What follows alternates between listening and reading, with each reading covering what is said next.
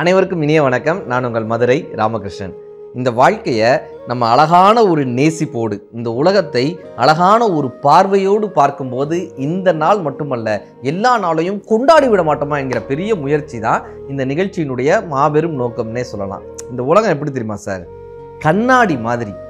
நாம் இதை எந்த பார்வை கொண்டு பார்க்கிறோம் என்பது தான் அதில் முக்கியமான ஒரு காரணம்.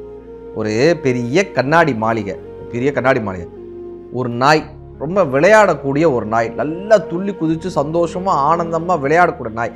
அந்த நாயோடு யார் விளையாண்டாலும் அவங்களுக்கு ஒரு சந்தோஷம் வந்துடும் சார். அப்படி ஆச்சரியமாக விளையாடக்கூடிய நாய், அவ்வளவு சந்தோஷமாக இருக்கக்கூடிய நாய். அது என்ன பண்ணியிருக்கு, அந்த கண்ணாடி மாளிகைக்குள்ளே நுழைஞ்சது. சுற்றி கண்ணாடி. இப்போ இந்த நாய் என்ன நினச்சிருக்கு, என்னை பார்க்கறதுக்காக என்னுடைய நண்பர்கள் ஃபுல்லாக வந்திருக்காங்கப்பா, என்னை சுற்றி என்னுடைய நண்பர்கள்லாம் இருக்காங்கன்னா அதுக்கு அவ்வளவு சந்தோஷம். அந்த நாய்க்குட்டிக்கு அவ்வளோ சந்தோஷம். போய் ஒவ்வொரு கண்ணாடியாக அதெல்லாம் தன்னுடைய நண்பர்கள் நினச்சிட்டு ஒவ்வொரு கண்ணாடியாக விளையாடிக்கிட்டே இருக்கு. அப்படியே விளையாடுது, துள்ளி குதிக்குது, சந்தோஷப்படுது, ஆனந்தப்படுது, அவ்வளோ உற்சாகம், அவ்வளோ சந்தோஷம். அதுக்கப்புறம் அந்த நாய்க்குட்டியை பார்த்த அந்த எஜமானருக்கும் அவ்வளோ சந்தோஷம். ஏன்னா எப்படி விளையாடுது பாரு, சுற்றி இருப்பவங்களாம் தன்னுடைய நண்பர்கள் நினச்சிக்கிட்டு விளையாடுது பாரு அப்படின்னு அவருக்கும் அவ்வளோ சந்தோஷம். ரெண்டு பேருமே விளையாடுறாங்க. அப்படியே ரெண்டு பேரும் கிளம்பி போயிடுறாங்க. இது முதல் நாள் ஒரு நாய். ரெண்டாவது நாள் சார், அதே கண்ணாடி மாளிகைக்கு இன்னொரு நாய் வந்தது. அது கொஞ்சம் கோவமான நாய். யாரை பார்த்தாலும் குறைக்கும், யார் வந்தாலும் சண்டை போடும், யார் வந்தாலும் பிரச்சனை பண்ணும். அப்படி ஒரு நாய். அது அந்த கண்ணாடி மாளிகையில் நுழைஞ்சது சார். சுற்றி இருக்கிற நாயெல்லாம் பார்த்த உடனே, இந்த கண்ணாடியில் அதோட பிம்பம் தெரியுதுல்ல, இதோட பிம்பம் தான் அப்படியே சுற்றி தெரியுது இல்லை. தெரிஞ்ச உடனே என்ன நினச்சிருச்சு, எல்லாம் நம்ம எதிரிங்க, எல்லாரும் எதிரிங்கன்னு நினச்சி ஒல் ஒல் ஒல் ஒல்னு குலைக்க, அந்த சத்தம் திரும்ப இதுக்கே கேட்க, இது குலைக்க குலைக்க அந்த சத்தம் திரும்ப இதுக்கே கேட்குதா.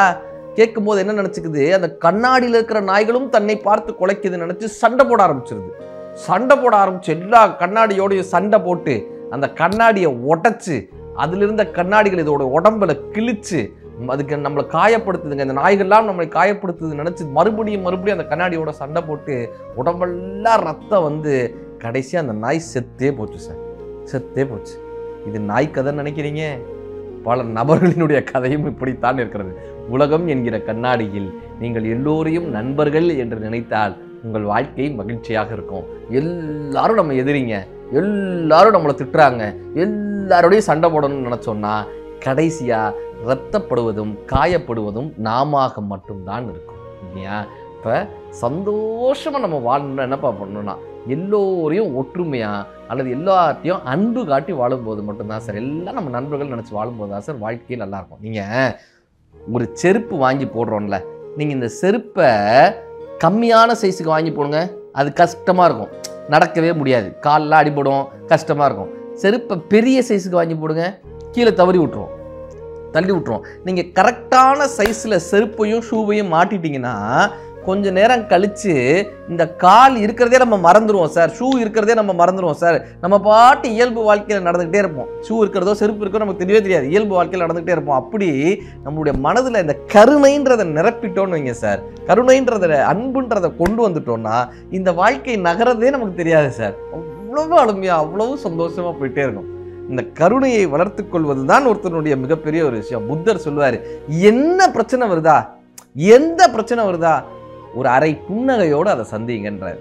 Smile, face the problem with a smile. ஒரு அரை புன்னகையோட ஒரு பிரச்சனை வரும்போது, ஏன்னா நீங்கள் புன்னகையோட ஒரு ப்ராப்ளத்தை பார்த்தீங்கன்னு வச்சுக்கோங்களேன், நம்ம மைண்டே என்ன சொல்லுமா, இது ப்ராப்ளம் இல்லை, இதுக்கு ஒரு சொல்யூஷன் இருக்குது அப்படின்றத மைண்டு சொல்லுமா, சப்கான்ஷியஸ் மைண்டு சொல்லுமா. அதனால் புன்னகையோடு பாருங்கன்றார். ஒருத்தர் மதுக்கடையில் உட்காந்து என்ன பண்ணியிருக்காரு, குடிச்சிக்கிட்டே இருக்கும்போது மதுக்கடையில் குடிச்சிட்டு இருந்தவர் ஒய்ஃபோட ஃபோட்டோவை செல்ஃபோனில் பார்த்தார், வெஸ்டர். திரும்ப குடித்தார், திரும்ப ஒய்ஃபோட ஃபோட்டோவை பார்த்தார், வெஸ்டர். திரும்ப குடித்தார். இப்போ பக்கத்தில் இருந்தவர் கேட்டார், எங்க குடிக்க ஒய்ஃபோட ஃபோட்டோவை எடுத்து பார்க்குறீங்களே, அவங்க மேலே அவ்வளோ பிரியமா, அவ்வளோ அன்பா? சார் இல்லை, நான் பார்க்க பயம் இருந்துக்கிட்டே இருக்கும். எப்போ அந்த பயம் போய் அன்பு துளிர்க்குதோ, எப்போ பயம் போய் அன்பு துளிர்க்குதோ அப்போ அதான் லிமிட்டுன்னு அர்த்தம், எனக்கு போதை ஏறிடுச்சுன்னு அர்த்தம், அப்போ அதுதான் லிமிட்டுன்னு நான் அதோட நிப்பாட்டிப்பேன் அப்படின்னாரு. இது கிடையாது சார். இந்த உலகம் நாம் எதை கொடுக்கிறோமோ அதை பொறுத்து மீண்டும் வரும். நான் சமீபத்தில் எனக்கு படித்த ரொம்ப பிரியமான ஒரு கதை, ரொம்ப மனதை பாதித்த ஒரு கதை. கண்ணன் அப்படின்னு ஒரு ஆட்டோ டிரைவர். அவர் என்ன பண்ணுறாரு, நைட்டு நேரம் கிட்டத்தட்ட ஒரு 9:30 இருக்கும், மழை பெஞ்சிக்கிட்டு இருக்கு. ஆட்டோவை வாடகைக்கு எடுத்து ஓட்டுறவர். அவர் பைபாஸ் ரோடு வழியாக ஓட்டிட்டு வர்றாரு. பைபாஸ் வழியாக இந்த பைபாஸில் ஒரு கொஞ்சம் ஒரு பணக்காரர் மாதிரி இருக்காரு, கொஞ்சம் ஆனால் பெரியவர், ஒரு 60-65 இருக்கக்கூடிய ஒரு பெரிய மனிதர். கோட் சூட்லாம் போட்டிருக்காரு. மழை பெய்யுது. அந்த மழையில் நனைஞ்சிக்கிட்டு லக்கேஜஸை வச்சுக்கிட்டு நிற்கிறார். இவர் போய் நிற்கிறாரு, ஆட்டோக்காரர் போய் நிற்கிறாரு, கண்ணன் போய் நிற்கிறாரு. சார் எனி ஹெல்ப், உங்களுக்கு ஏதாவது ஹெல்ப் வேணுமா சார்? பைபாஸ் ரோட்டில் இப்படி நிற்கிறீங்களே, என்னாச்சு? சார் நான் பஸ்ஸில் வந்தேன்ப்பா, அவன் திடீர்னு இந்த பஸ்ஸு பிரேக் டவுன்னு சொல்லி இங்கே இறக்கி விட்டு போயிட்டானுங்க, பிரேக் டவுனுட்டானுங்க. எனக்கு இப்போ என்ன பண்ணுறதுன்னு தெரியலப்பா, நான் ஊருக்கு போகணும், இம்மீடியட்டாக நான் ஊருக்கு போகணும், என்ன பண்ணுறதுன்னு தெரியல. ஒன்றும் பிரச்சனை இல்லை சார், இங்கே நின்னீங்கன்னா உங்களுக்கு எதுவும் கிடைக்காது, இது பைபாஸ் ரோடு, எதுவும் கிடைக்காது. நீங்கள் ஆட்டோவில் ஏறுங்க, பக்கத்தில் டாக்ஸி ஸ்டாண்ட் இருக்குது, நான் உங்களை வந்து அந்த டாக்ஸி ஸ்டாண்டில் இறக்கி விட்றேன், நீங்கள் ஏதாவது ஒரு டாக்ஸி பிடிச்சி நீங்கள் போக வேண்டிய இடத்துக்கு போங்க சார். இவர் ரொம்ப சந்தோஷப்பட்டு ஆட்டோவில் ஏறி உட்காந்துக்கிறாரு. அவர் போகிற வழியில் அந்த டாக்ஸி ஸ்டாண்டில் இறக்கி விட்றாங்க.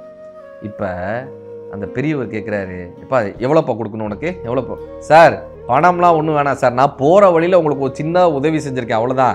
இது ஒன்றும் நான் உங்களுக்காக சவாரி எடுக்கல, நான் இந்த வழியாக தான் போகிறேன், போகும்போது உங்களை அப்படியே இறக்கி விட்டு போவேன் தான், காசெல்லாம் ஒன்றும் வேணாம் சார், பரவாயில்ல சார் அப்படின்னு போயிறாரு. இப்போ அங்கே டாக்ஸி ஸ்டாண்டில் டாக்ஸி கிடைக்கிது. இவங்க போயிட்டே இருக்காங்க. அப்போ அந்த பிஸ்னஸ் மேன் சொல்கிறாரு டாக்ஸி டிரைவர்கிட்ட, இப்போ எங்கேயாவது ஒரு ரோட்டு கடையிலையாவது நிப்பாட்டுப்பா, பசிக்குது, ஹோட்டலே இந்த ஊரில் இல்லை, ரோட்டு கடையிலையாவது நிப்பாட்டுப்பா, பசிக்குதுப்பா ரொம்ப, எங்கேயாவது நிப்பாட்டுப்பாங்க. இப்போ அந்த டாக்ஸி டிரைவர் போய் ஒரு ரோட்டு கடையில் இட்லி குண்டால் ஒரு அம்மா இட்லி ஊற்றிட்டுருக்கு, அந்த இடத்துல நிப்பாட்டுறாங்க. இப்போ அவர் போய் இட்லி சாப்பிட்றாரு. சாப்பிட்டுக்கிட்டே இருக்கும்போது அந்த ஆட்டோ டிரைவருடைய முகம் ஞாபகத்துக்கு வருது. கடைசியாக இவர் காசு கொடுத்தப்போ அந்த ஆட்டோ டிரைவர் ஒரு வார்த்தை சொல்கிறார், சார் நான் உனக்காக காசுக்காவா சார் உதவி செஞ்சேன், நீ எனக்கு காசு கொடுக்கணும்னு நினச்சேன்னா எனக்கு கொடுக்காது சார், யாராவது ஒருத்தர் கஷ்டப்படுவாங்கல்ல அவங்களுக்கு கொடு சார் அப்படின்ட்டு அந்த ஆட்டோ டிரைவர் போயிட்டார். இது அவருக்கு ஞாபகம் வந்துகிட்டே இருக்குது. இந்த இட்லி சாப்பிடும்போது ஞாபகத்துக்கு வந்துட்டே இருக்குது. அப்படியே அந்த இட்லிக்கார அம்மாவை பார்க்குறாரு, பக்கத்தில் ஒரு குழந்தை அப்படியே காய்ச்சலில் துடிச்சிக்கிட்டு இருக்கு. இப்போ இவர் கேட்குறாரு, என்னமாச்சு குழந்தைக்கு? உடம்பு சரியில்லை சார், குழந்தை காய்ச்சல் சார், என் வீட்டுக்காரர் காசு வாங்கிட்டு வரேன்னு போயிருக்காரு சார், இன்னும் வரல, வந்ததுக்கப்புறம் நாங்கள் ஆஸ்பத்திரி கூப்பிட்டு போகிறோம் சார், நாளைக்கு தான் ஆஸ்பத்திரி கூப்பிட்டு போகிறோம். ஒரு இட்லி எல்லாம் சாப்பிட்டுட்டு 1000 ரூபாய் எடுத்து நீட்டுறாரு. அந்த அம்மா சொல்கிறாங்க, 1000 ரூபாய்க்கு சில்லறை இல்லையே சார், மிச்சத்துக்கு சில்லறை இல்லையே சார்? இல்லைம்மா 1000 ரூபாய் வச்சுக்க, உன் பிள்ளைய நாளைக்கு ஆஸ்பத்திரி கூப்பிட்டு போ, நல்லா மருத்துவ பாரு, 1000 ரூபாய் வச்சுக்க, இது இன்னொருத்தருக்கு நான் கொடுக்க வேண்டியது, உனக்கு கொடுக்குறேன்னு வச்சுக்கையே, இது வந்து ஒரு கடமை, என்னை செய்ய வேண்டிய கடமை, வச்சுக்கம்மா அப்படின்னு கொடுத்துட்டு கிளம்பிடுறாரு. 10 நிமிஷம் ஆகுது சார். அந்த இட்லி கடை வாசலில் ஒரு ஆட்டோ வந்து நிற்கிது. அந்த ஆட்டோவிலிருந்து கண்ணன் இறங்குறாரு. யார்? அந்த பிஸ்னஸ் மேனுக்கு காப்பாற்றி கூட்டிகிட்டு வந்தார்ல அந்த கண்ணன் இறங்குறாரு. அந்த பைபாஸ் ரோட்லேருந்து கூட்டிகிட்டு வந்தார்ல அதே ஆட்டோ டிரைவர் இறங்குறாரு. இப்போ அந்த இட்லிக்காரம்மா சொல்கிறாங்க, யோ பிள்ளைக்கு காய்ச்சடிக்குது, மருந்து வாங்கணும்னு காசு கேட்டேனே, நீ இல்லைன்னு சொல்லிட்டு இருந்தியா, இன்னைக்கு ஒரு பெரிய மனுஷன் வந்தாரியா, 1000 ரூபா எடுத்து கொடுத்துட்டு போயிருக்காரியா, நாளைக்கு நம்ம பிள்ளைய ஆஸ்பத்திரி கூப்பிட்டு போயிடலாமியான்னு அந்த அம்மா சந்தோஷத்தோட சொல்ல, அது வேறு யாரும் அல்ல, அந்த கண்ணனுடைய மனைவி. நாம் ஒருவருக்கு ஒரு உதவியை செய்ய இந்த பிரபஞ்சம் ஏதோ ஒரு வகையில் அந்த உதவியை மீண்டும் நமக்கு செய்கிறது. வினை விதைத்தவன் வினை அறுப்பான், திணை விதைத்தவன் திணை அறுப்பான் என்று பெரியோர்கள் சொன்னதை ரொம்ப அழகான முறையில் அந்த சிறுகதை நம்ம காமிக்குது. அப்படி எந்த நேரத்தில் எப்போ முடியுமோ நீங்கள் நல்லதையே செய்யுங்க, நம் வாழ்க்கையில் நன்றே நடக்கும். இந்த நாள் இனிய நாள் தான். நன்றி, வணக்கம்.